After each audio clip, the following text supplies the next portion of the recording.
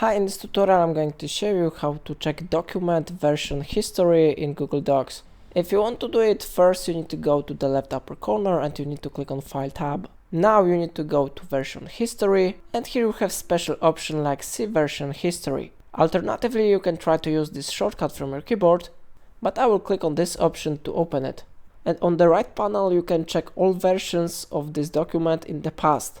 So how you see, we have here version from Wednesday. I click on it and it will be successfully loaded here. We can check the version from the Tuesday and it will be loaded here. If you would like to restore this version, you need to click on this button, restore this version. So I click here and you will see here this one question, restore this version. If you are sure that you want to do it and you want to revert to the version from 2nd December, you need to click on restore. And how you see, this version has been successfully restored in Google Docs. If I helped you, remember to like this tutorial and subscribe my channel. Please let me know in comment if it's of your problem.